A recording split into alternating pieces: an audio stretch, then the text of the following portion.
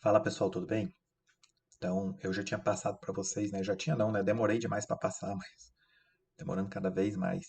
Eu passei para vocês dois vídeos para assistir, falei que não ia ser computado como trabalho e agora dando continuidade aí, né? Para a gente conseguir ganhar um pouquinho de tempo, vocês terem uma noção do que seria essa lógica de programação, que não é o foco dos cursos de vocês. Eu passei os vídeos sobre a base computacional e a gente dá uma continuidade aqui em relação a essa estrutura básica de programação. Tá? Então eu quero fazer alguns vídeos aqui, postar para vocês ainda hoje. E dentro desses vídeos, cada vídeo que eu postar, eu vou trazer um exercício, pedir como entregável para a gente computar alguma nota para vocês aí no final. Como a gente tem somente nota final. Então, sobre estrutura básica de um programa, como que funciona o programa? Um programa básico. O foco dessa disciplina, ele está voltado uma linguagem de programação que ela é chamada linguagem Python. Tá? Então, acredito que vocês pode ser que não estejam familiarizados com essa linguagem. É uma linguagem que está muito em alta hoje. Ela é fácil de aprendizagem e você consegue produzir de uma forma muito rápida com ela.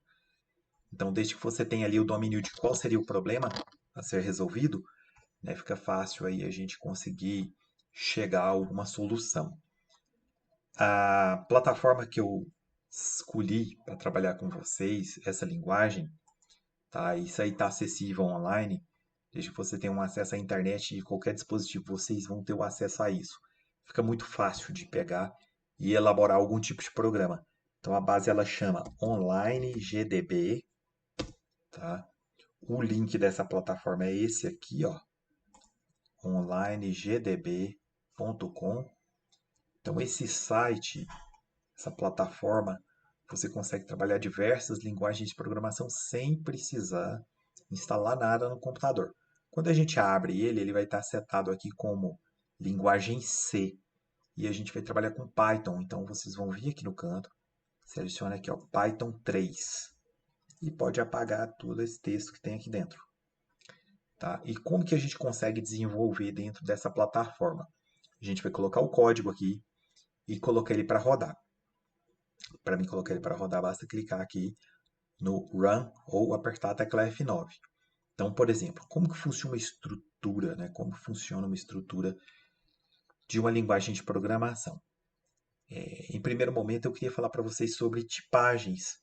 Essa é uma linguagem que a gente não tem que setar, né? Falar para ela assim, olha, eu vou trabalhar com um tipo de dados tal. Então, eu não tenho que definir qual que é o tipo de dado que eu vou entrar. Ele reconhece isso de uma forma automática. Mas ele tem tipos de dados? Sim, ele tem sim tipos de dados. Então, se eu pesquisar aqui, ó, opa, tipos de dados em Python, vocês vão achar muito material que fala sobre essa tipagem, sobre esses tipos de dados. Quais são os tipos de dados? Os principais. Inteiro. Então, por exemplo, o que seria inteiro? Quando você vê uma pergunta assim, quantos carros você tem? Carros seria um número inteiro, ninguém tem um carro e meio, né? Por mais que é um carro velho ali, você tem um carro. Então, você tem ou dois carros ou um carro. Mas ninguém vai ter meio carro. Então, isso daí é um tipo de dado. String e a string, elas são textos. Então, por exemplo, às vezes eu quero perguntar para a pessoa qual é o nome? Daniel. Daniel é um tipo de dado literal ou também uma string. Ah, Boolean. Boolean ele é muito utilizado para se é verdadeiro ou falso. Tá? Então é true ou false. Né? E temos um outro principal que também não está aparecendo aqui, que é o float. E float é um número decimal, um número real, ah, é um ponto flutuante, né? Então vocês vão achar isso muito como float. Ah, tá, ele apareceu aqui, ó, ponto flutuante, decimal. Então é um número real. Então, por exemplo, eu vou falar assim, qual que é o salário? O salário é R$ 1.350,49, né? Algo bem específico. Esse vírgula 49 centavos ali significa que é um número, ele não é um número inteiro, ele é um número real ou um número decimal. Então, é o tipo float, que são os tipos mais utilizados. Existem outros tipos? Existem diversos tipos. Entretanto, esses são os mais utilizados. E como que eu vou utilizar isso? Por exemplo, a nota de um aluno em uma prova. A nota de um aluno ela pode ser inteiro ou pode ser real, né? Em geral, ela é um número real. Então, por exemplo, nota, eu vou ter duas notas. Nota 1, e aí eu atribuo um valor para essa nota 1, isso é uma variável. Na verdade, nota 1 junto, tá? Isso é uma variável. E como é um número real, eu posso colocar lá, por exemplo, a pessoa tirou 9,5, né? Ou 9,5. Na computação a gente usa ponto, tá? A vírgula ela dá um erro. Então, 9,5. 9,5 é a nota. Então, quando eu perguntar assim, qual que é o valor da nota? Nota 1, 9,5. E variável, ela funciona como se fosse uma gavetinha. Então, eu defino ela. Eu falo, olha, eu vou precisar de uma variável, vai chamar nota 1. Eu não preciso falar qual que é o tipo dela aqui dentro da linguagem, simplesmente eu falo nota 1. O que que é nota 1? Esse igual ele é uma atribuição, é como se eu estivesse guardando o valor 9,5 dentro dessa variável nota 1. Então, se eu falar assim, quanto vale nota 1? 9,5. Por quê? Porque eu atribuí esse valor para ela. Nota 2 igual 5,3. Bem específico também, mas só para a gente ter isso aí. Ele é um valor decimal, ele é um número real. Se eu falar assim, quanto que é nota 1 mais nota 2? O que que ele vai fazer? Ele vai pegar 9,5 mais 5,3 e vai retornar para mim. Então, isso aqui são variáveis, tá? E eu estou atribuindo valores para essas variáveis. Tá, eu posso pegar e colocar uma variável chamada soma. E soma vai receber nota 1 mais nota 2. E aí eu mando ele imprimir isso daí para mim na tela. Então, print para imprimir na tela, soma.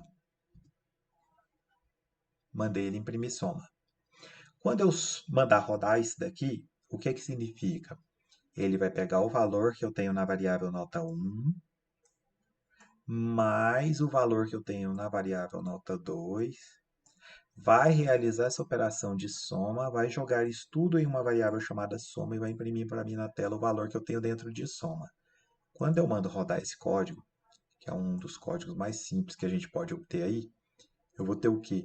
14,8, que é a soma dos dois valores. Então ele retorna para mim aqui embaixo, aqui, ó, quando eu mando ele rodar. Posso mandar ele rodar quantas vezes eu quiser aqui, ele vai retornar o 14,8. 14,8 é a soma desses dois valores. Tá, mas calma aí, eu preciso saber a média, tá? Então eu vou criar uma variável chamada média, pode ser o nome que eu quiser.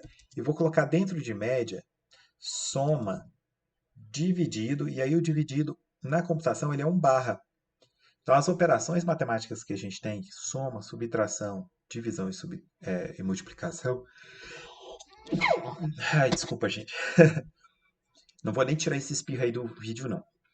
Então as operações matemáticas que a gente tem aí, que são soma, a divisão, subtração e multiplicação, elas são com os seguintes operadores, né? A soma é o mais, a subtração é o menos, a divisão é uma barra e a multiplicação é um asterisco. Então a gente tem esses elementos aí para representar cada variável dessa. Mas a média, o que que vai ser? A média é a soma de duas notas dividido por 2, né? Então a soma de nota 1 mais nota 2 dividido por 2. Eu quero que ele retorne aqui para mim, então, não mais a soma, e sim a média. Mando ele rodar e ele retornou para mim 7,4. O que que é o 7,4? O 9,5 mais 5,6 dividido por 2. E ele retornou a média. E aí, eu também posso pegar e melhorar essa saída. Então, o que que é o 7,4? Ele está saindo com 7,4, mas o que é isso? Posso vir aqui e colocar um texto. Ó. A média do aluno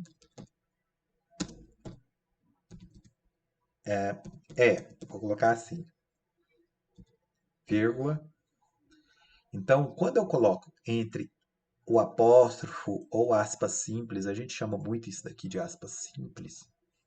Quando eu coloco algo entre apóstrofo, ou inclusive até a aspa normal, ele reconhece isso como sendo um texto. E quando eu coloco fora da aspa, igual eu coloquei média, ele reconhece isso como sendo o valor de uma variável. A vírgula aqui no caso, ele é uma concatenação, é uma junção. O que eu estou fazendo? Eu estou juntando um texto com o valor que está vindo de uma variável. Quando eu mandar isso aqui rodar, ele fala, olha, a média do aluno é 7,4. Tá bom?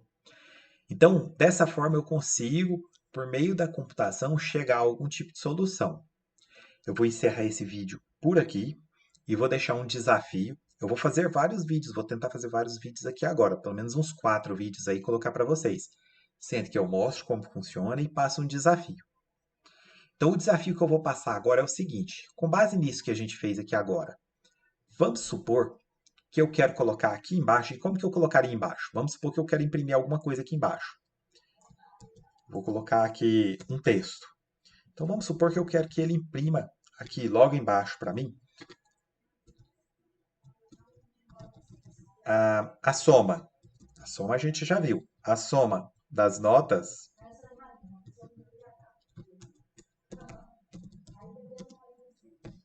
é. Então, a soma das notas é soma. Ah, eu não queria que ele aparecesse um na frente do outro, porque se eu mando ele rodar ele desse jeito aqui, olha aqui, ó. Aparece um. Ah, desculpa, no Python não. É o problema da gente trabalhar com mais de uma linguagem. Apareceu embaixo. Eu poderia quebrar a linha. Isso pode acontecer de ter a necessidade. Para quebrar a linha seria uma contrabarra, tá? A barra invertida, N. Se eu rodar ele no Python aqui, ele dá 2 quebras de linha, então ele dá um espaço a mais. Mas no Python não precisa, ele vai quebrar automático. Então, se eu quero que ele apareça a soma para mim, eu posso fazer isso, olha. A soma é e volta o valor da soma, mas a soma eu já tenho ela aqui. Agora eu vou lançar o desafio. Tenta para mim responder e eu vou deixar isso como um trabalho dentro do sala de aula virtual, tá? Aqui no sala de aula virtual, eu vou colocar para vocês aqui em trabalhos, adicionar um trabalho para me entregar, e eu vou deixar aqui o desafio, que é o quê? Com base nesse código, retorna para mim aqui embaixo subtração dos dois valores e a divisão. Então eu tenho já média, soma, quero subtração, divisão e multiplicação. Retornar tudo isso aqui embaixo. Tá? Eu vou postar para vocês isso no formato de um arquivo, para vocês mandarem para mim, como um trabalho 1. E aí, na sequência, eu vou continuar seguindo essa mesma metodologia, tudo por dentro do sala de aula virtual, tudo bem? Então, muito obrigado, pessoal, e até o próximo vídeo.